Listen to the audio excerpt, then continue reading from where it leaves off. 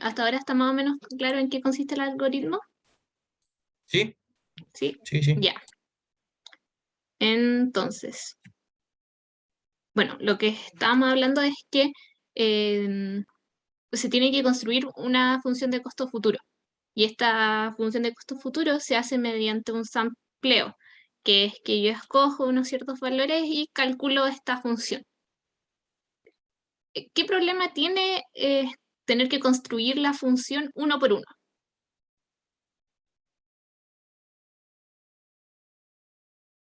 Como que ven algún problema con que tener que elegir valores, van a tener que resolver muchos problemas de optimización, em, y es lo que menos se quiere. O sea, lo que más uno espera es poder llegar al óptimo en el menor tiempo posible. Al final, muchos de estos problemas están limitados más por el tiempo en que se demoran en resolver. Por ejemplo, una coordinación hidrotérmica o algo así, si yo supongamos, tengo los datos hoy día y lo quiero resolver para mañana, yo necesito que el resultado se demore menos de 6 horas. Entonces, la idea es hacer esto lo más rápido posible para poder tener certeros resultados para el día siguiente. Es como algo así. Ver el despacho de la unidad y todo para el día siguiente. Entonces, no se tiene que demorar mucho tiempo. Y aumentar el número de problemas de optimización que se tienen que resolver, al final lo que hace es que se demore más el problema. Y eso es lo que no queremos.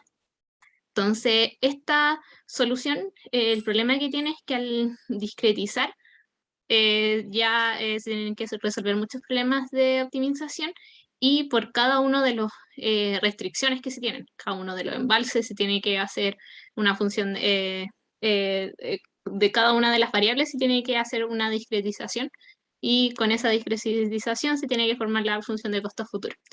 Entonces, esto va a funcionar para un número pequeño de variables. Y de He hecho, vuelto. Estoy ¿volviste? vivo. Ya. Sí, perdón. Que se me apagó el celu y estaba tirando internet del celu y se murió y no lo podía avisar. Pero lo recuperé. Ya, Ahora sí. te doy el paso, Dylan. Solo alcanzo a decir que tenía el problema de que son muchas las variables y que uno no quiere eso. Ya.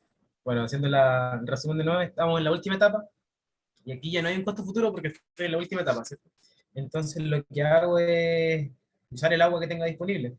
Entonces, para ver cómo se comporta esto y tratar de aproximar, lo que hago es hacer un sampleo para distintos, bueno, está grabando, bueno, para distintos valores de X2, ¿sí? Entonces, yo lo que hago es, me digo ya, me doy un salto con este valor de X2 y trato de generar esta curva de costo futuro, ¿sí? A medida que como varío X2 y veo cómo es el costo de mi función objetivo a medida que voy cambiando este X2 es decir, para distintos valores de agua, cómo cambia mi función de costo. ¿Sí? Acuérdense que el X era, para nuestro caso, es cómo ocupamos el agua, los niveles de agua.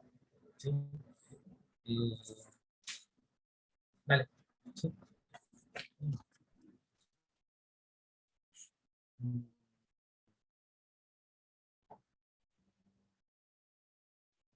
La idea entonces es representar los costos de los bloques de la hora o mes, estos periodos de tiempo, de la hora 2 y 3 solamente como funciones de la hora 1. Eso es lo que se hacía con la descomposición del recién.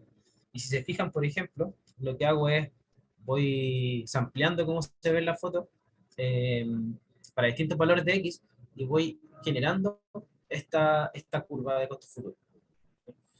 Entonces aquí aparece lo que se llama la maldición de la dimensionalidad, que es que voy a necesitar muchas. Primero necesito una forma de poder de ir sampleando con este X2 y para poder crear estas curvas, que si se fijan son convexas, porque no hay espacio entre ellas, voy a necesitar muchos estados. Entonces, cuando aparecen muchos estados, el problema se complejiza pensando nuevamente que nosotros en la vida real no tenemos un solo embalse, sino que tenemos caleta de embalses y muchos de ellos interrelacionados entre sí. Entonces, el problema se vuelve intratable computacionalmente. Dale nomás.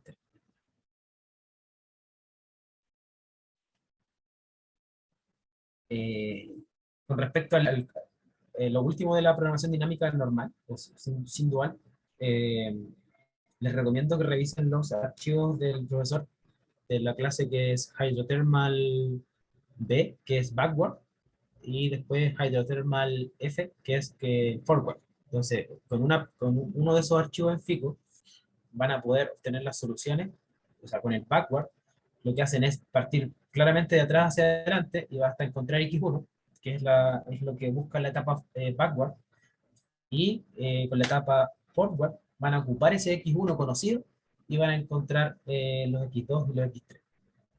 Ese es un buen ejercicio para que lo vean, lo dejen ahí en FICO. ¿Sí? De todas formas, nosotros vamos a presentarle este problema, el que tenemos en el auxiliar, en FICO también resuelto, ojalá bien comentado para que todos lo puedan entender. Entonces, esa es lo que usamos para lo que era la programación dinámica normal, no dual. Entonces, básicamente era descomponer el problema, ¿cierto? Y usar el algoritmo, no es más que eso. Y ahora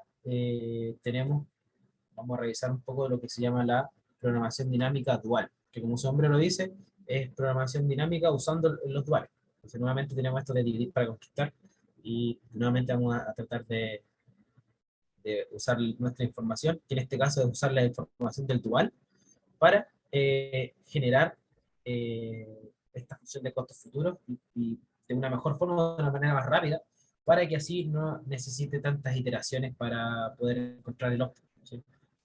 Entonces, nuevamente este problema se divide en etapas o escenarios, y se reduce enormemente el costo computacional, porque si se acuerdan en el caso anterior, eh, tenía que encontrar cada uno de esos puntos para poder generar esta curva de costos futuros. Pero en el caso dual, no voy a necesitar todos estos puntos, sino que voy a poder hacer menos iteraciones, en el sentido de que voy a poder obtener el dual, por tanto, las pendientes, y crear esas rectas que creaba muy minuciosamente con los valores en el caso de la programación dinámica. Ahora lo que voy a hacer va a ser realizar cortes, rectas. Voy a poder caracterizar rectas que me van a permitir, con menos pasos, caracterizar la función de costos futuros. Básicamente eso, caracterizar. En una puedo caracterizar la función de costos futuros de forma más larga, porque necesito más puntos. Voy a tener que resolver, por tanto, más problemas de optimización, ¿sí? Pero en el otro, con menos pasos, menos problemas de optimización resueltos, voy a poder generar una función de costos futuros lo suficientemente bien representada para poder resolver mi problema más grande. ¿Sí? Y por las características que tiene este problema, se reduce el costo computacional. Sin embargo, para asegurar la convergencia y la eficiencia del algoritmo, se requiere que la dependencia temporal sea tratada mediante variables lineales. Así que el problema hay que llevarlo al caso lineal.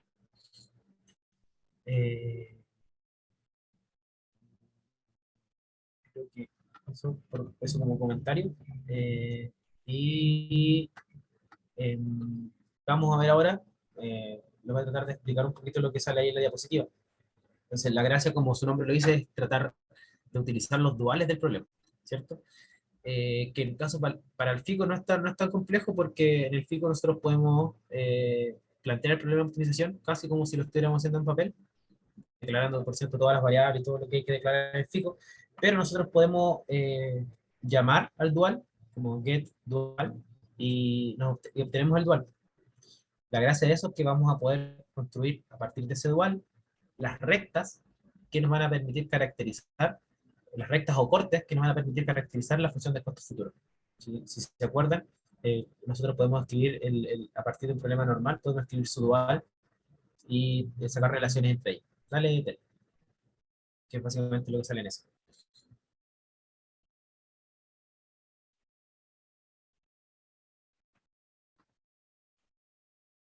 Es importante eso que les dije, de que las variables deben ser lineales. Las ecuaciones deben ser lineales y las variables independientes entre las etapas. Sí, entonces, lo que mostramos acá, a diferencia del caso anterior, si se acuerdan, teníamos que samplear con varios valores de X. Aquí con muy pocos podemos caracterizar inmediatamente las rectas que van a generar esta función de costos futuros, ¿sí? Entonces, en el eje Y está la función de costos futuros, que es la misma que en el caso anterior.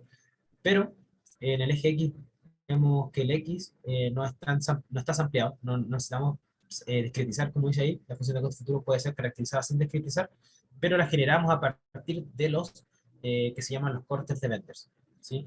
Que los cortes de Benders son básicamente restricciones que se agregan a un problema, al problema, perdón, y permiten ir acotando su espacio de solución.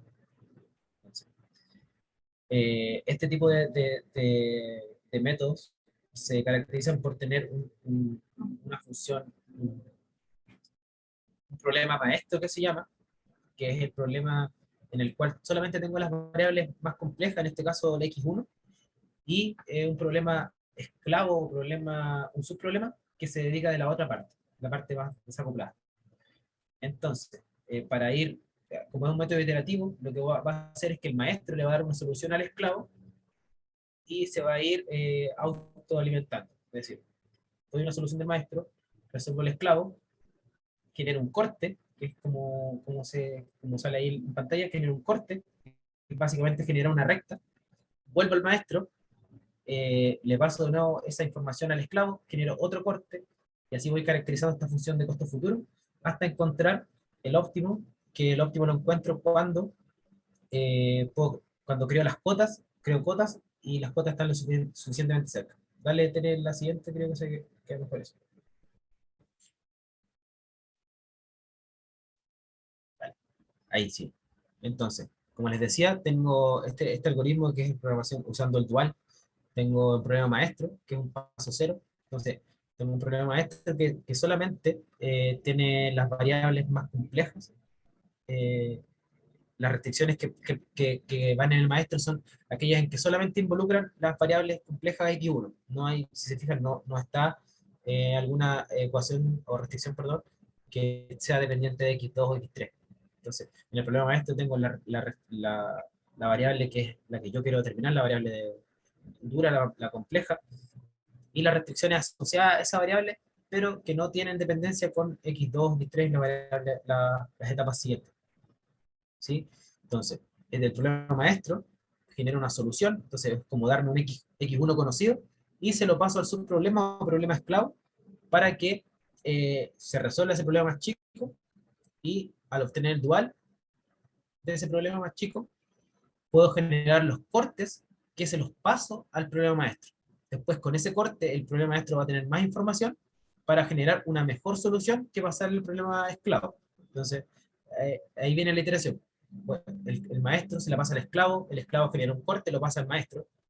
El maestro con ese corte genera una solución, se la pasa al esclavo. Después con esa solución que va a ser mejor que la anterior, el esclavo genera una solución que se la vuelve a pasar al maestro, perdón, un corte que se la vuelve a pasar al maestro, y este maestro ahora va a tener dos cortes, por ejemplo, entonces va a tener más información, va por tanto a tener una mejor solución para pasársela al esclavo, y así sucesivamente, hasta que encontremos, dale tener la siguiente, hasta que las cotas que vamos a construir sean lo suficientemente cercanas. Porque hay que darle un límite de parada, si no vamos a estar iterando todo el rato. Entonces, el límite de parada del algoritmo se define cuando las cotas superior e inferior son inferiores a una cierta tolerancia. ¿Sí? Por ejemplo, tiene una diferencia de un 1% o un 5%, realmente un 1% es el estándar. ¿Sí? Cada una de las cotas se pueden generar como salen ahí en la pantalla. Para poder entender bien cómo se generan las cotas, también les recomiendo ver el archivo del Hydrothermal 4, me parece, o 17dp, que ahí sale en FICO cómo obtener las cotas y cómo estas se construyen a partir de las variables duales del problema. ¿Por qué? Porque así verlo con letras yo creo que es mucho más enredado de lo que en realidad es, y en el problema que vamos a mostrarles, porque por tema de tiempo no alcanzamos, vamos a escribirles también el problema de FICO para que lo puedan cachar cómo se resuelve. Pero lo que yo quiero que se lleven es que en la programación dinámica lo que tengo que hacer es samplear. Voy a tener que ponerme muchos escenarios, por tanto resolver muchos esclavos para poder construir esta función de costo futuro, y en cambio en la programación dinámica dual obteniendo las variables duales voy a poder generar las pendientes y por tanto generar las rectas que van a ir acotando mi espacio y por tanto van a ser más rápidas. ¿Por qué? Porque no voy a necesitar discretizar y por tanto generar una gran cantidad de problemas o resolver muchos problemas. ¿Por qué? Porque con las rectas voy a ir acotando mucho más rápido. ¿Sí? Directamente puedo acotar las rectas porque tengo una pendiente y tengo un punto, entonces puedo generar la recta. Después de eso, genero la recta, los puntos, voy a ir generando estos cortes, voy a ir generando soluciones hasta que la solución sea lo suficientemente cercana a, a perdón, hasta que las cotas sean lo suficientemente cercanas y las cotas se construyen como sale ahí. Dale, Tere. Igual, Tere, si quería algo comentar con respecto a eso, no sé. Uno, no. No, después cuando mostremos como el ejemplo chico, ahí puedo mostrar más cómo se... Sí. Sí, vamos a apurar para que alcancemos a hacer eso. Ya. ¿Cómo funciona de nuevo el algoritmo? Ahí sale el problema maestro. Como les dije, las restricciones que van en el problema maestro son, por ejemplo, las cotas para X1, que es esta restricción compleja, y también el corte de Benders para el maestro. ¿Por qué? Porque el corte de Benders se crea a partir de las soluciones que entrega el esclavo y se agrega como una restricción al problema maestro. Entonces, a medida que yo al maestro le agrego más cortes, voy acotando de mejor forma mi espacio de soluciones y voy acercándome más al óptimo. Cada vez le voy entregando más información al maestro. Esa es la información.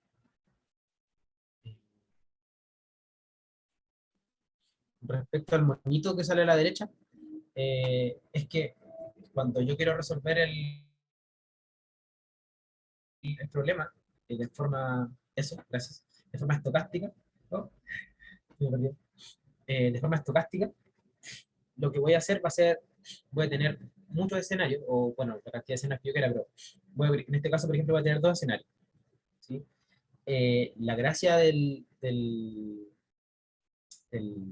método, del método con la variable de programación dinámica dual es que estos cortes los voy a poder solucionar uno de estos problemas, el problema 1 y el problema 2, y los voy a generar los cortes, voy a promediar esos cortes y se lo voy a entregar esa información al programa maestro, que es distinto al otro problema, porque el otro problema voy a tener que ampliar muchos problemas más chiquititos, pero igualmente complejos.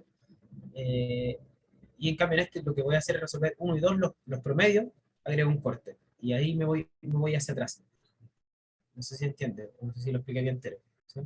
Sí, solo es que asumiendo que la probabilidad de ocurrencia, asumamos que por Claro, ejemplo esto es la etapa cero y de ahí hay como un 50% de que se obtenga el escenario uno y un 50% que se obtenga el escenario 2.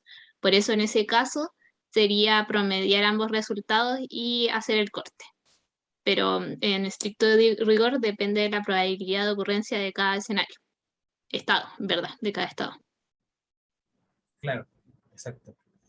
Eh, Como comentario extra, por ejemplo, eh, este tipo de algoritmos se ocupan también no solamente para, o sea, uno de los métodos o sea, uno de los problemas que soluciona es el problema de coordinación hidrotérmica, pero también hay formas de aplicarlo a otro tipo de problemas de nuestro rubro, que es, por ejemplo, el problema de expansión de la generación. En ese caso, usted, que yo, por ejemplo, estoy tratando con el profe, en ese caso lo que hacemos nosotros es estas decisiones complejas, o la X1, por ejemplo, para llevarlo a la anotación de nosotros, X1 sería las variables de inversión, o sea qué centrales instalar. Eso es lo que yo quiero hacer ahora, quiero invertir en, no sé, X centrales de algo, entonces esa es la variable compleja, y mi X2 puede ser la operación. ¿Sí? Entonces, puedo descomponer el problema en inversión y operación y resolver la inversión por un lado y la operación por el otro y hacer que ese problema se resuelva mucho más rápido.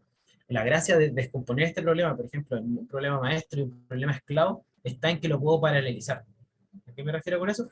Que en un computador muy bacán, que tenga hartos núcleos o hartos procesadores, voy a poder correr muchos subproblemas a la vez. Entonces eso, cuando tengo, por ejemplo, muchos escenarios posibles, no sé, tengo 100 escenarios, y tengo un computador que tiene 20 núcleos, 20 procesadores, puedo correr de forma paralela 20 problemas a la vez. Entonces eso aumenta mucho, o disminuye, perdón, mucho los tiempos de cómputo. Esa es la gracia también del algoritmo.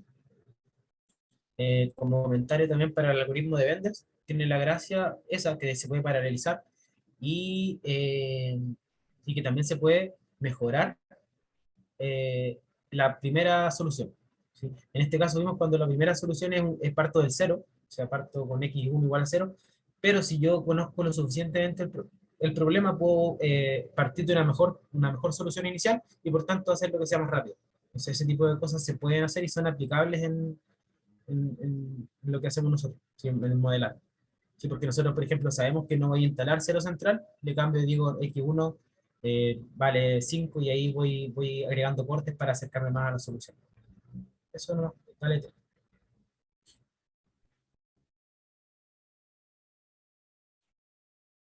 Creo que podríamos darle con el problema, el ejemplo tuyo, para que entienda mejor, porque si no nos vamos a demorar mucho. Sí, voy a pasar al tiro al... Voy a dejar de compartir pantalla y voy a compartir de nuevo.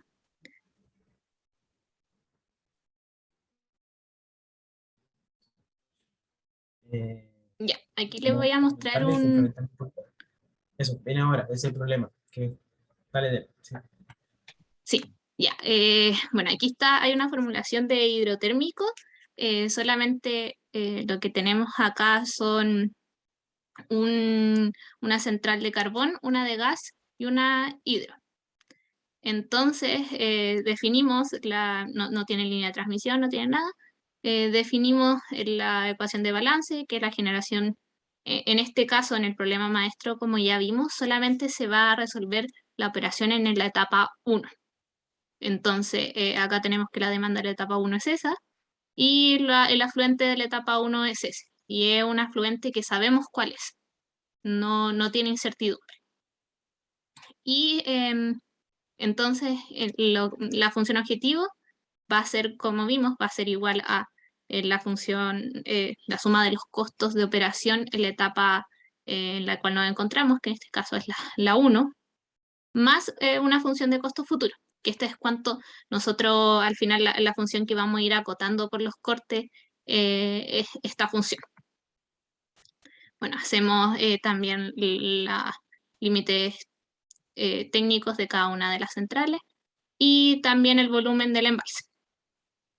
Y tenemos la ecuación de inventario, que esta es para la etapa 1 o 0, se podría decir, la etapa 1. Entonces aquí es que el volumen en esta etapa es el volumen anterior más el fluente menos cuánto genera y menos cuánto se vierte. Luego, entonces lo que vamos a hacer es empezar a resolver el tema con el esclavo. Para eso, entonces primero obtenemos cuál va a ser la función objetivo y la primera vez que vamos a obtener la función objetivo, de hecho lo voy a correr, eh, vamos a tener que el costo del sistema es el de la función objetivo. ¿Y por qué es el del principal? Porque al final solamente tenemos solamente él dice ya, la función objetivo de perdón, el costo futuro de la etapa 1 va a ser 0, porque a mí lo que me conviene es que sea el menor valor posible, y acá solamente no la tenemos acotada por nada más de que como no definimos que es libre, que está definida por defecto que es mayor que 0. Y entonces solamente va a decir, como no sabemos nada más y en el costo futuro no es 0, vamos a generar completamente con la hidro. Y eso es lo que va a hacer. Va a generar completamente con la hidro y el resto de los costos va a ser cuánto va a pagar por carbón y por gas, que va a ser lo que quiera. Y entonces, obteniendo ese resultado, em, como eh, obteniendo el valor de la variable objetivo, este va a ser nuestra solución presente. En nuestra solución original del problema, con el costo de la función futuro aproximado más el costo del presente, también se tienen que obtener los otros resultados de las variables, pero lo más importante es que tenemos que obtener el resultado de la variable que corresponde, que tiene la acople temporal, porque esta variable es la que va a ser luego ocupada en los cortes que va a hacer con SEP.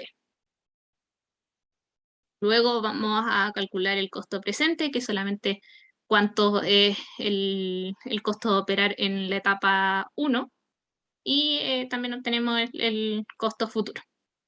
Este valor del volumen, donde va a tener que ser ocupado por otro problema, y que va a ser nuestro problema esclavo, tenemos que guardarlo. Y la forma de guardarlo para que luego éste tenga acceso es con esta expresión.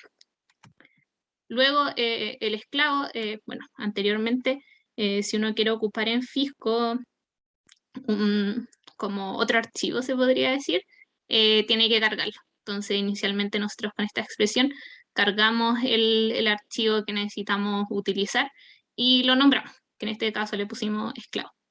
Quizás deberíamos ponerle sus problemas, pero esa es la idea. Entonces, corremos el esclavo, y que en este caso el esclavo, como lo vimos antes, te va a contener em, la operación en las etapas siguientes. En este caso solamente estamos resolviendo 2 etapas para que ustedes lo vean, y después vamos a subir una con más etapas, porque en verdad SDP no se usa para resolver 2 etapas, sino se usa para resolver muchas etapas y es estocástico, entonces con muchos escenarios. En este caso, en la segunda etapa lo que vamos a tener es una demanda determinista, pero vamos a tener 2 afluentes, uno de 80 y uno de 40. Entonces, obteniendo, cargamos el valor de nuestro volumen anterior, de la etapa anterior, y vamos a resolver los estados de manera independiente. Entonces, para cada estado vamos a tener las restricciones similares a las del maestro, pero ahora utilizando eh, tanto el afluente de cada estado como el volumen de la etapa anterior. Y ese volumen de la etapa anterior, que en este caso es una variable, la fijamos en el valor que cargamos a este archivo. Entonces tenemos que ese volumen es igual al valor que sale del maestro.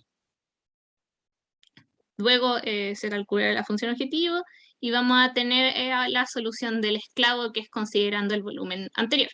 Con esto, lo importante es sacar cuáles van a ser los cortes que vamos a utilizar para ir acotando el problema en el maestro.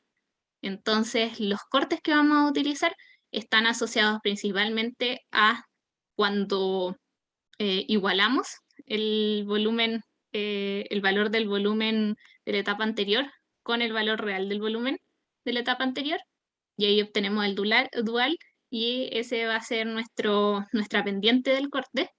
Y el siguiente que necesitamos obtener es la función objetivo, y ese va a ser el coeficiente de posición del corte.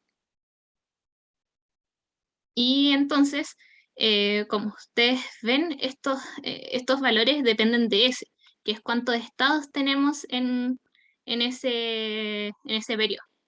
Entonces, en este caso, como son solo 2 estados, tenemos solamente 2 afluentes, vamos a asumir que estos tienen la misma probabilidad de ocurrencia, y el coeficiente entonces va a ser la suma de los coeficientes de ambos estados dividido en 2.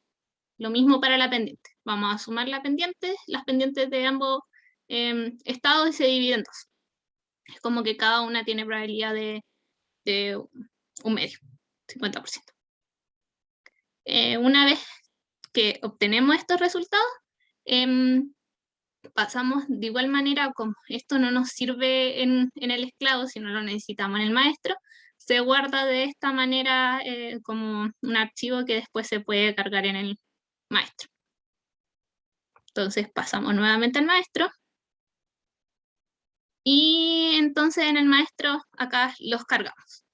Con este código ahí se cargan y creamos el corte, que lo bueno que tiene en ese sentido, al ser solamente 2 etapas, es que el maestro sigue considerando los cortes, los va guardando. Entonces no necesitan agregar los cortes, todos los cortes cada vez que corran el maestro, sino que basta con que lo agreguen una vez y el maestro va a ir guardando los cortes anteriores.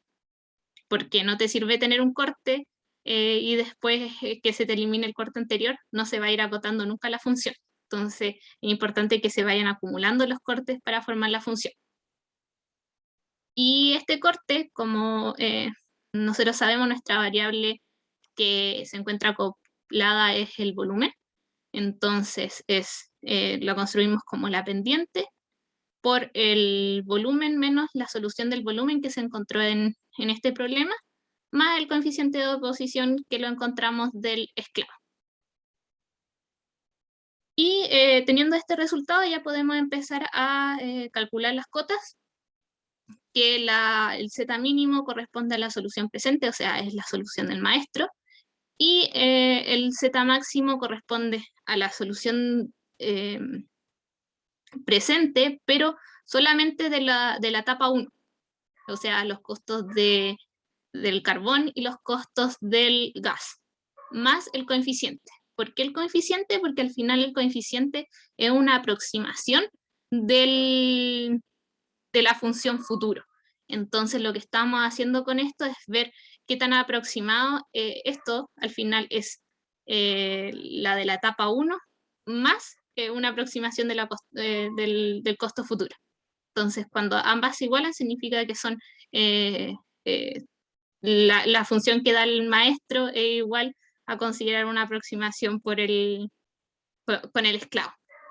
Entonces, cuando ambas se acotan, son iguales, se cumple y converge. Entonces, finalmente ya se agrega, bueno, esto puede ser un error simple como x max menos x min es parecido muy cercano a cero, o se puede hacer un error de este tipo. Y cuando converge ya dice entrega los valores necesarios. De ahí ustedes pueden sacar cuánto genera pH, el hidráulico, cuánto genera, cuál es el volumen en esa etapa, etc. Entonces, aquí al lado podemos ver que la función objetiva, al final, ambas cotas, después recién de la segunda iteración, o sea, se resolvieron muy pocos problemas para llegar a lo que queríamos, solo dos, después de 2 iteraciones recién, o sea, solo 2 iteraciones, se obtuvo que ambas cotas son iguales y se pudo obtener un valor tanto para, bueno, del volumen y cuánto genera hidro en la etapa 1 y cuánto generaría de volumen y también hidro dependiendo de cuál es el escenario, si se tiene 80 o se tiene 40 de afluente. Una cosa que es importante mencionar con respecto a esto, ya me pasé bastante, es que cuando se tienen más etapas, se tienen que ir incorporando cortes a las etapas anteriores. Supongamos, si tengo 3 etapas, lo que se resuelve de atrás como hacia adelante se resuelve en la etapa 3, le agrega corte a la etapa 2 y después de la etapa 2 le agrega corte a la etapa 1 y así sucesivamente. Entonces, en este caso, como solo tenemos 2 etapas, solamente se agregan los cortes al maestro, pero si no, también se tienen que considerar cortes las otras etapas. ¿Queda alguna duda con respecto a esto? ¿A la formulación, cómo se hace en FICO o del algoritmo? Sé que en verdad es como bastante complicado, pero les vamos a subir el código y también con más ejemplos.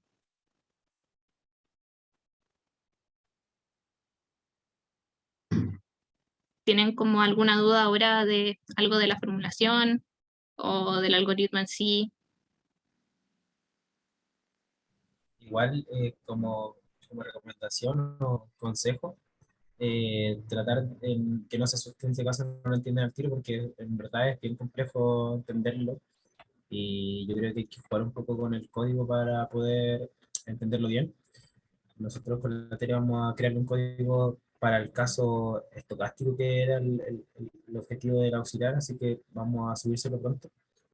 Y ahí, que un poquito más complejo que este, entonces por eso quisimos partir con este que no tenía todavía agregado eh, la incertidumbre, Claro, tiene pero va, solamente dos escenarios, pero para una sola etapa.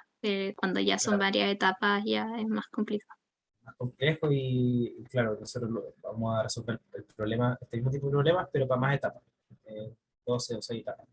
Entonces, claro, cuesta entenderlo, por eso quisimos pues, ponerle menos etapas, porque igual es súper enredado en realidad. Entonces, tratar de leerlo, el método, o la clase del profe que se la vea, para que cachen bien. Y de ahí sería como empezar a jugar con FICO para ver cómo se generan los cortes, cómo se crean las cotas, y ya con eso se puede cachar más o menos bien el algoritmo. Sí, la Pero eso, última cosa que quiero decir es que es súper voy a ver si importante, subo, les puedo subir alguna quizás lectura. sí, sí, eso sería bueno. Em, es que, no sé si me escucho, ¿me escucho? Dice que internet inestable. Sí, ya, lo Ah, ya. último Sí, para lo que último es nos que dejemos libres. es súper importante que ustedes identifiquen cuál es la variable con acople. Supongamos si son las rampas, si hay más de una, ustedes van a ir sumando simplemente, van a crear una nueva pendiente y van a, supongamos si hay rampas van a incluir el valor de la rampa y menos el valor de la solución de la rampa por la pendiente de la restricción asociada a la rampa. Entonces, para armar el corte es importante que ustedes identifiquen qué es cuáles son las restricciones que tienen acople temporal para que así vayan acotando. Y tienen que ser, van a acotar con respecto a todas las restricciones que tienen acople temporal. Supongamos si son, no sé, si quieren eh, una batería, por ejemplo, que tiene el mismo principio de funcionamiento o parecido a un embalse, también sería como la energía en la batería, también sería la parte que tiene acople temporal. Eso ya es lo último. Sí, Nos pasamos un poco, perdón, pero sí, era bastante largo y como el control está recién en 2 semanas más, era importante que vieran todo esto. creo que estamos. No sé si quedan dudas, Sí, yo creo que quedaron muchas dudas, pero que, para que lo repasen bien y vamos a tratar de subirle bien clarito el problema para que resuelto del sí, auxiliar con incertidumbre para que lo vean y les quede más clarito. Ya, vamos a tratar de sí. dejarlo claro porque igual es enredado y se entiende que no lo entiendan a la primera. Yo, es muy normal. Yo no me demoré harto en cachar el método y eso que, de hecho que yo, por ejemplo, trabajo con 2 etapas, igual es complejo, así que explicarlo para multietapa y entenderlo es súper complejo, así que no se asusten con eso. Sí, Pero cualquier sí, cosa nos denle su mandan mirada. correo y todo eso. Que tengan un Eso, súper buen fin de semana. Ya para eso. irse. Me despido y descansen. Gracias. Chao, Igual. chao. Eso, descansen, que Cuídense. estén Chao. bien. Chao, chao. Chao, muchas gracias. A ustedes. Chao, Tere. Cuídate. Nos vemos. Chao.